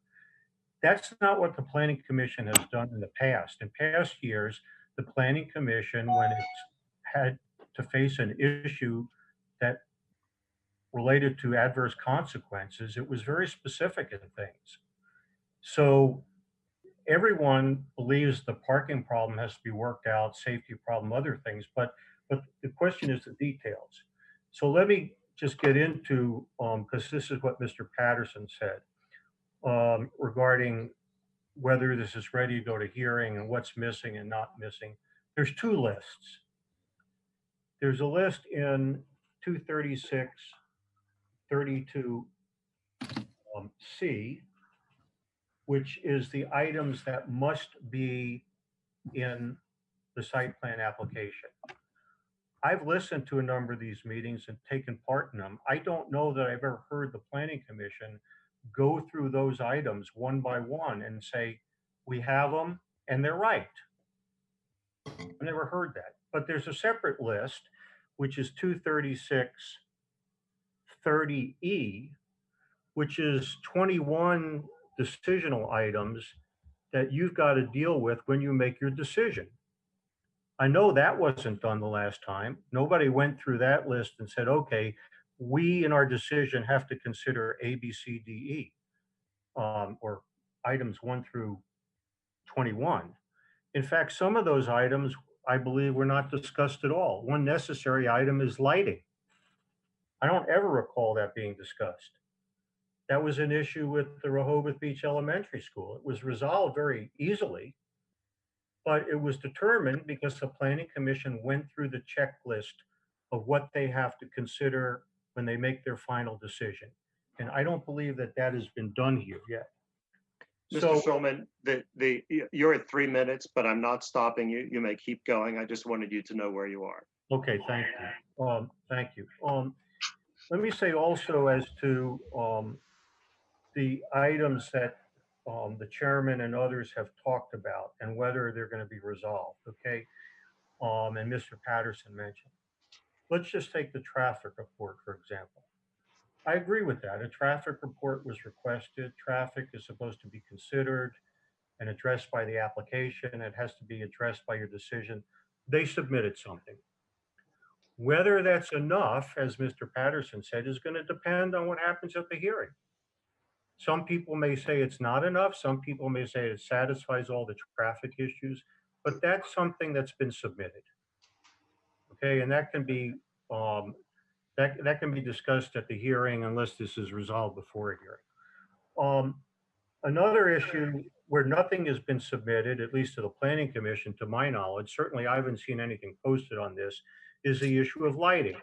We know there's a lot that's been written back and forth informally, but nothing officially associated with the application, at least that the public has seen as a public, deals with the lighting issue. So that's something where things seem to be missing. But the middle category, and I think this is important because it's the 10,000-pound gorilla in the room, is parking. I don't know what's going to happen there because there's a fundamental legal disagreement on parking. And as much as the Planning Commission might like to have the parties resolve that, you have to make a decision. Okay, does this facility, regardless of its size, involve any educational related facilities or services, educational related services? And are there really any offices in this building, these buildings? The original plan with one theater, I think, had 3 or 4 or 5 offices. Now we have 2 theaters with no offices. But if there are offices or if there are educational related services being offered, there must be on-site parking. Now, maybe the parties will reach an agreement on that and the issue will go away. But if they don't, whether it's up to you or the mayor, commissioners, or whoever to decide that, someone's going to have to figure out, is parking a legal requirement for this building? So the last thing I guess I want to say about this is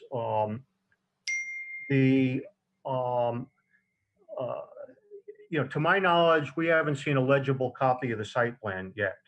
Maybe it's been put on the city's website since the hearing, but it certainly wasn't legible at the time of the hearing. And many of you know that because you got individual copies where the rest of us were left with the tiny print that was on the website. So I hope things can be worked out. There's a bunch of things to discuss. If both sides go into this with the concept of let's listen to each other and see how to deal with the issues, maybe there's a resolution. But the idea that it's going to happen by the end of December is just, I think, unrealistic. Okay, thank you, Mr. Shulman. Next, we have Mr. Paulson. Can you join us, Mr. Paulson? I'm unmuted, I guess. You are. Thank you. Thank you all for your time. I've appreciated your thoughtful process in moving this to closure. I have a couple of notes here that are probably going to seem a bit random. There is the issue of timely resolution, and I think Commissioner Kaufman, among others, has brought that up as we look to move in with our funders and fundraising efforts to get this project off the ground. Yes, we have a 5-year lease on the property, but this building is woefully inadequate and suffers from deferred maintenance, and the sooner we can get out of here with your support and leadership, the better. I do want to talk about, and probably talk directly to the appellants, since this is the first time I am able, if you don't mind. I have personally made several efforts to reach out to the appellants, but as an example, I was not aware of the points that they may have shared with you in a letter to the commission, to the Planning Commission that you refer to today.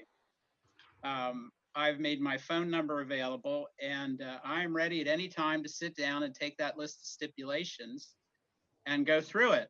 And if it says may and they want shall, maybe that's something we talk about. But there is a template that I believe we can work from. Somebody had suggested mediation in an email to the mayor, the chair, the president of the chamber, and the executive director of Main Street Rehoboth. I have made a plea that somebody in leadership somewhere might be the person to bring us together in a room and say, how do we work this out? I have a great fear that even if the Planning Commission meets, has a hearing and votes, that we will get into a lather, rinse, repeat cycle of appeals. And I certainly want to avoid that at all costs. I am concerned overall that issues that we have addressed and have addressed in writing, et cetera, keep getting brought up. And I'll just say that and end. I guess I'll just summarize by saying a stipulation is on the table. It is a framework for further discussion. I have found it interesting. I have mentioned to some of the appellants the option of that they should work with the city on a proposal for zoned parking. And that doesn't seem to have gained a lot of interest on the part of the appellants. So as Commissioner Calusi said, ClearSpace doesn't have a parking problem, the city does. And we're here to work with the appellants on that zoning proposal as a specific. I've probably gotten too far into the weeds than I wanted to. We will continue to work on the aspirational goals. I do have a draft of a parking statement that can be put on our website that I'm happy to share with the appellants. And I reach out here through this mechanism to say, Harvey, Jennifer, anybody else on the line, let's sit down. If you want to get somebody to mediate, I'm happy to do it. Mr. Chairman, I thank you for your time. I'm happy to answer any questions. Otherwise, I thank you for your time. We thank you for participating. So is there any other member of the public that's not on my list that wants to speak? It doesn't appear to be so. Okay. Mr. Shulman, if you can hear me, I know you had a concern about being able to speak after Mr. Paulson. Is there anything else you wanted to say in response to him? Well, can you hear me? Yes. Okay, well, I appreciate his invitation for all of us to get together. I'm only going to speak for myself on this. I don't have any problem with a mediator trying to talk to both sides together and separately with an independent mediator, seeing if they can bring things together, maybe expedite. I don't know. I mean, that's perfectly fine. As far as the stipulation and the items on the list, I think the list is somewhat narrow and even granular in some regards. But I'm going to interpret that to be that is their best effort to put things together on a list as they see it. And, there may be some other items that some or all of the appellants want to bring up. So if they're open to discussing, the concern about the project and it goes somewhat beyond the specific items on their list, that's great. I think that is going to bring us closer together. The one point of disagreement I have, and I'm saying this both to Mr. Paulson and to the Planning Commission, the last time around when I participated in the hearing and I heard what was said, everyone seemed to agree there is a parking problem in that part of town. At certain times of day, at certain times of night, there's a parking problem. Solving that, but the position that the Planning Commission seemed to take the last time is, well, that's the city's problem. Several Planning Commission members said that. It's a city problem and the city needs to solve it. And I don't think that's the way the thing works. The applicant has an application here. It seems to be, a terrific idea that they want to pursue, something that Rehoboth would value greatly, but it's going to add to the existing problem in the immediate streets around it. And it's the applicant's burden to really propose solutions. So we don't have any problem talking to the city and trying to work out permit issues and whatever. But in the end, that needs to be part of the applicant's proposal. And not just we're going to talk to the bank and we're going to talk to the real estate company. There needs to be real specific solutions, whether it's a combination of off-site parking that's arranged through other commitments, plus some special permits for people in that area. But this is not just a city problem. This is a problem for the applicant. It's a problem for the appellants. It's a problem for the city. But in the end, it's up to the applicant to hopefully come up with some plan that everybody has had input into that satisfies the parking concerns and some of the related traffic concerns about people being dropped off and the safety of crossing the street. If we can do that, if we can have these conversations, then I think there's a possibility of resolving this, because the alternative of months or years of litigation is not something that anybody wants for both personal reasons and professional reasons. So thank you for letting me speak again to Mr. Paulson. I appreciate that, and to the members of the Planning Commission. Wonderful. That was very helpful. Thank you for participating. Okay, so we've heard from all the public. Back to the Planning Commission. Mike, go ahead. Yes, and specifically to a couple of comments that Harvey made, and where he felt that we hadn't looked at the 21 items that are required for decision making when we look at things like this. And I can only speak for myself, but they were. And several of the items, lighting is a good example. In looking at the larger drawings, which we did finally get, and the public did get, but very, very late in the game, that didn't appear to be an issue. Now it seems to be raised as a potential issue. But the larger issue of parking, and I think it's appropriate to talk about how we arrived here, is the original submittal going back 2 years ago by ClearSpace had parking on site, and it was a horrible design and really not appropriate for the city. They then went back to the drawing board and came back with a very creative solution. And I think it's appropriate to indicate that I was one who voted the proposal. And I did because I had reservations about the long-term impact. Under the code, the creative solution that was found didn't require the amount of parking. However, it's sort of intuitively obvious to the casual observer, if you're putting a theater in place, you need a place for people to park.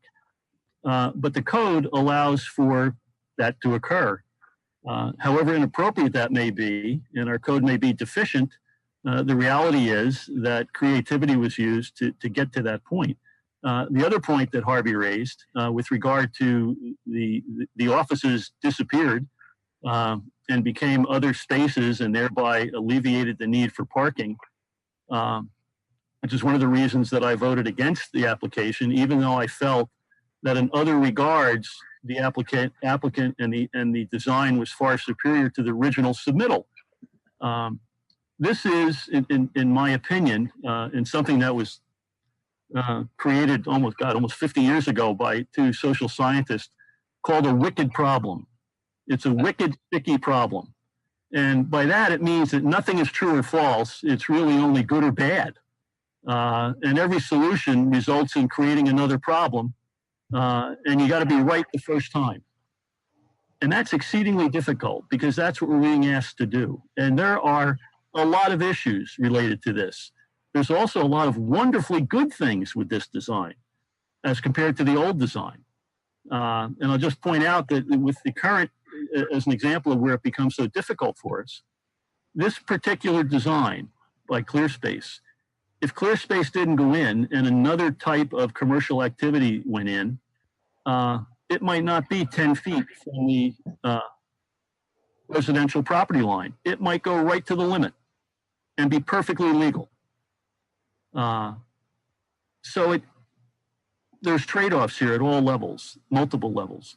With regard to the parking within the context of the city code, within the creative way that they have gotten around it, that's a genuine problem, without a doubt. And the traffic study that was done is, quite frankly, as an engineer, is quite deficient.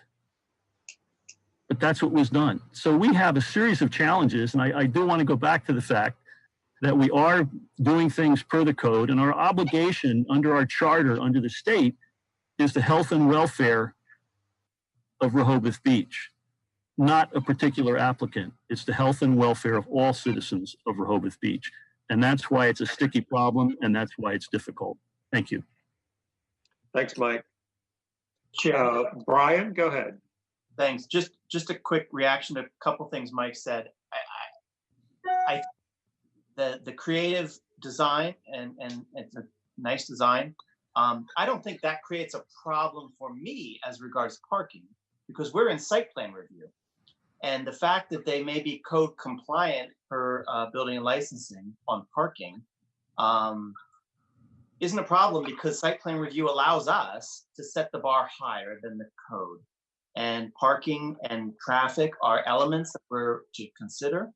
And that's why, you know, they were required to provide this traffic study. Right. I will just say, for the applicant's benefit, I was very impressed by the critiques of their traffic study that were hastily pulled together by some members of the public in August, including notably Wynn Eschebaum's correspondence on August 12th, where she's providing different facts than what are in their traffic study, which lead me to potentially different conclusions. And so I do think that's why it's important for the applicants to do their best to improve upon the record they have now, even if I wouldn't say they're legally required to do so, as regards parking and traffic. Thank you. Well said. Do we have this other traffic analysis that Brian just spoke about? Because I haven't seen that. Brian was speaking, I believe, about the traffic analysis we received in time for the August meeting. Yeah, that was the form.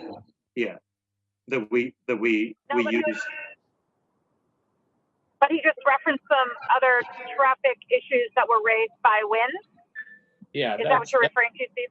Yeah, right. Not the one we got from the traffic route, but the one that apparently the appellants had submitted through one of their people, but I haven't seen that. I wonder if we can get that submitted to us. Sure. Yeah, we can circulate. This was in the public record from the August meeting. Yeah, was it right? Yeah, I'm It was sorry. one of the correspondences that we had received. All right, well, I'd appreciate it if it'd be sent again. Okay. Anyone else have something to say? So process-wise, I think we've reached a consensus. We know what we're going to do. We're going to, let me use the right word, not the record, but we're in agreement that everything required is submitted. We want folks to resubmit information that they think is relevant to their concerns, be it parking, lighting, that sort of thing. Point us to that in a refreshed manner for our consideration at the hearing. We will continue to work. The officers will continue to work, and we have potential meeting dates already I've received from Ms. Womack in mid to late January to mid-February, when we will poll the Planning Commission members to find out availability for those dates, and we will set the tentative date for the hearing. The hearing will have plenty of notice, considering the holidays and everything, so we'll consult with Ms. Womack to make sure we have enough time to do that. And someone help me out if I'm missing anything important that we reached consensus on. You just need to give them, you need to give them a date to get their additional information in by. Are we talking 2 weeks from now, or what is it, whatever is the date? That's correct. 2 weeks from now, okay. I think 2 weeks from now will be the date, yes. Good. Jeff? Yes, go ahead, Rachel. Hi, sorry. I do want to kind of come back around to a comment that was made by Wesley and I think by Harvey around a mediator. I mean, is this something that we can suggest that someone independent work with both the applicant and the appellant to try and, you know, satisfy the requirements as we've discussed really needs to, you know, occur? Jeff, this is Mike Bryan. Go ahead. I would suggest we stay away from that. Have to. Settlement negotiations are between the parties. We do not want to become a third party to settlement negotiations. Those typically are not even revealed. They're not admissible in court, that's for sure. So I think we just need to stay away from that. I think one way to encourage the parties to negotiate is to set a hearing date. Right. I concur with that view, by the way. Thank you, Glenn. That's helpful to know. Joyce? May I ask Brian a question, please? Brian, you said that going into this new public hearing, everything up until the August public hearing is accepted, correct? But what the appellants were requesting is not. Does that mean did I understand you correctly? Let me restate. All right, please. It wasn't clear to me. Everything that the applicants and all members of the public submitted up to the August public hearing, and everything that was said in the August public hearing, including by the members of the Planning Commission, is all in. Oh, okay.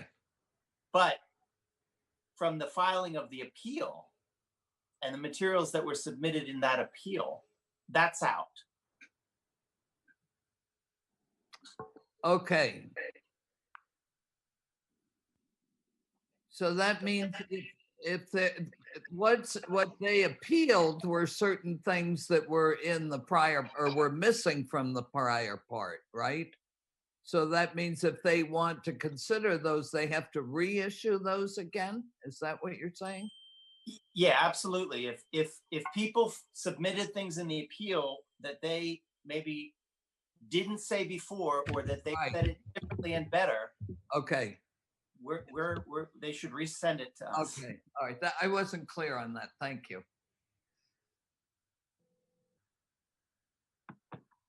Okay. Yeah, if you have members of the public with their hands up now, both ClearSpace and Mr. Schulman. Oh, okay. Well, let's go back to the public and let's see. We last heard from Mr. Schulman, so let's go to ClearSpace.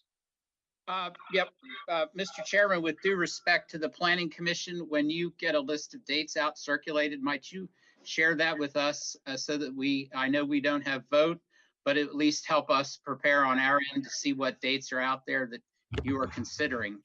I would appreciate it. If you can't, that's all right too. With due respect, it is your meeting, but it would be helpful. It's good to know that you'll have that, that would be of value to you. I don't know whether I can or cannot, but I will find out. I'm on board with that. And thank you for encouraging mediation. I think that definitely is helpful. We've worked with the Delaware Alliance for Nonprofit Advancement, and that may be a source of somebody we could turn to. And I'd be happy to hear from Mr. Schulman as soon as possible on that. Thank you. Let's go to Mr. Schulman now. Yeah, I appreciate all this discussion. I want to make one really important point, and hopefully it will become irrelevant. But I think there's a really major misunderstanding here about this whole parking issue.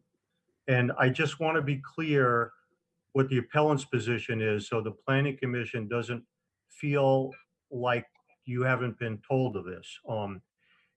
The statements that all of you have made, including Commissioner Strange, about there's a creative solution to the parking problem here that doesn't require parking.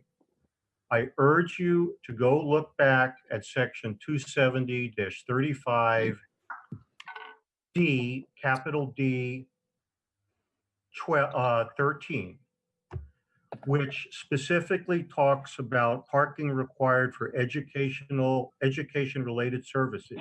It has nothing to do with 1 lot, 2 lots, 5 lots, 15,000 square feet, 10,000 square feet. There is a requirement for parking for anyone who has a facility that offers education-related services.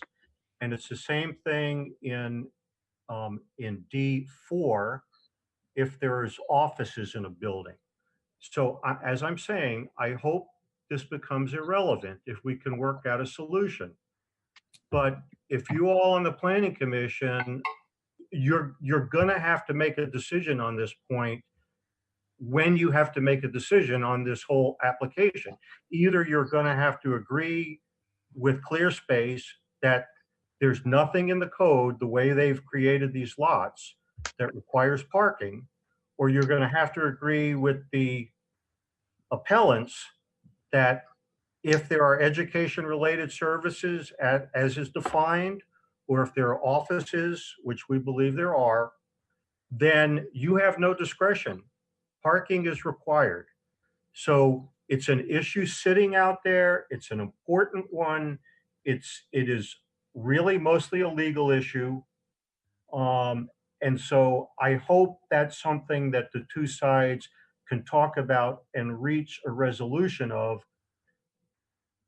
You know, otherwise there's a real problem in trying to get these issues resolved. That's all. Thank you. Great. Thank you for clarifying that, Mr. Schulman. Okay. So any final thoughts? I think we've exhausted this topic. Everybody good? Well, just oh, go ahead. Go ahead, Mike. Just one, because in reference to what Harvey just said is the reason he mistranslated what I said about the creative solution. That was the creative solution of the applicant. The reason I voted against it is because I didn't agree with it.